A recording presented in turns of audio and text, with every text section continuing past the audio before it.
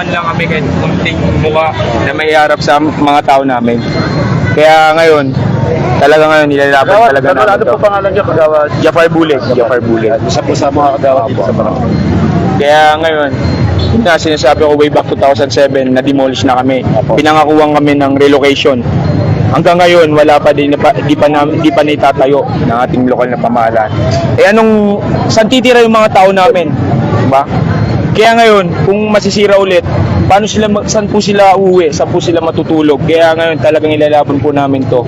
At sana madinig po nila yung namin, hinihingi namin na no relocation, no demolition.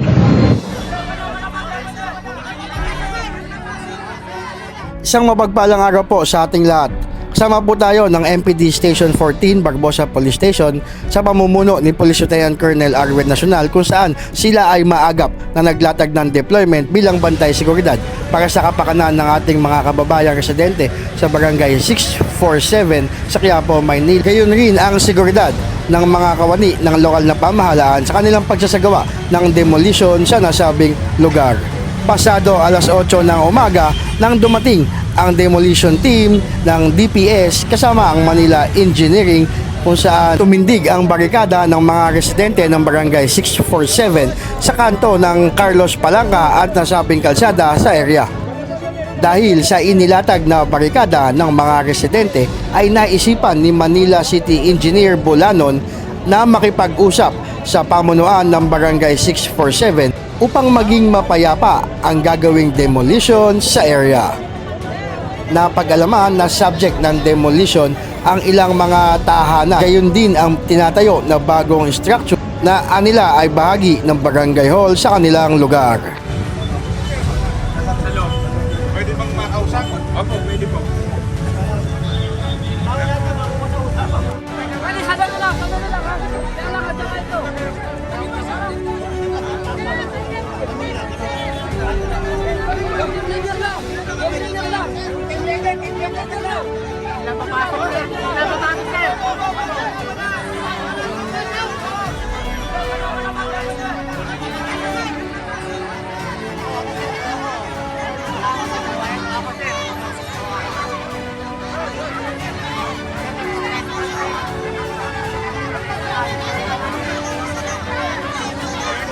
Personal na pumasok sa loob ng barikada si Manila City Engineer Bulanon kasama ni alias General Sukat upang makausap ang punong barangay ng Barangay 647 para maisakatuparan ang isang mapayapang demolisyon sa nasabing barangay.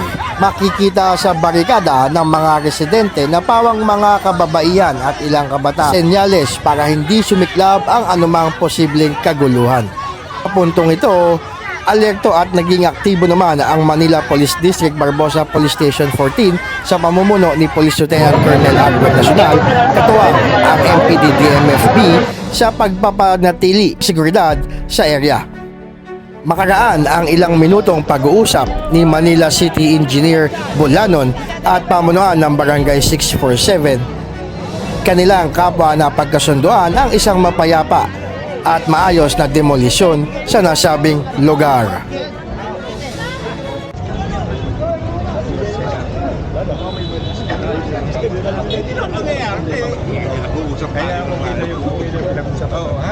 Okay, thank you.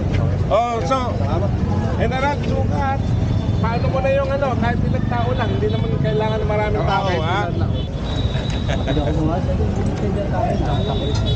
Pagigibanan natin yung umpisa na natin. Kahit si General Sukat na ang paano natin yung tao niya. Tapos tayo, muna tayo? Ito lang siguro. Alalay na lang. Ha? Ano unang gigibing? Yun nandito sa bungad, yun Yung mga bahay sa loob. Nag-ano na rin sila, nagbo-volunteer na rin. Kung kailangan nila ng tulong namin, nandito lang kami para standby. Ganun lang. Para maiwasan yung alam mo naman ito. Dati na kasi itong nag-iba namin kaya Kailan uling iba rin? parang nung time ni Mayor Lim 2008 pa. nakasuhan pa kami dito sa ombudsman. Awan ng Diyos, na-dismiss naman yung kaso nila. Talagang mali naman, nasa Street pa kaya? Sa Street. Sana Street. Pero anyway, Ayan, mag-uumpisa na. Tukat! Yung kami ng sayo na lang. Para yung voluntary, ano.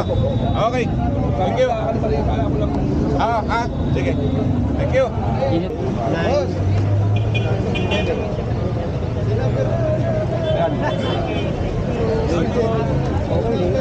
Sinira lang.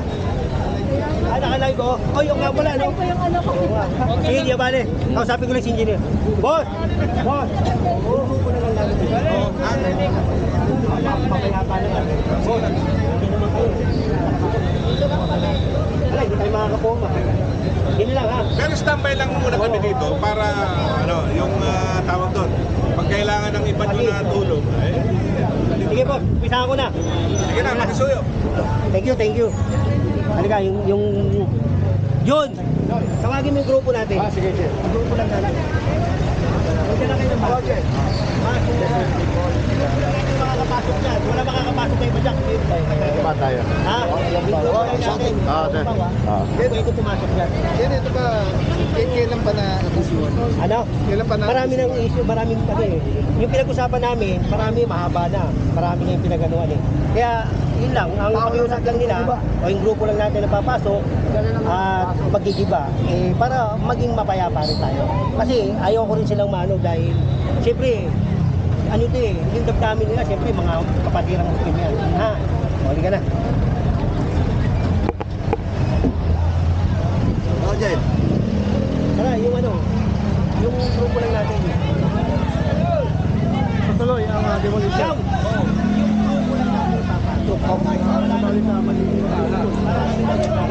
Pag-uusap ng barangay at kasal na taon. Kasal mga nakagirapan. Ako lang nila nagsumanagi dyan sa gawa ng demolition. Dahil po ang ilang sila dito ay ayon sa informasyon na nagsasagawa ng kanilang pagkakaroon. Nagsalita ako mga kanina. Ayoko na kaya. Maraming salamat po sa pagsubaybay at patuloy po ang demolition na sasagawa na General Sukat.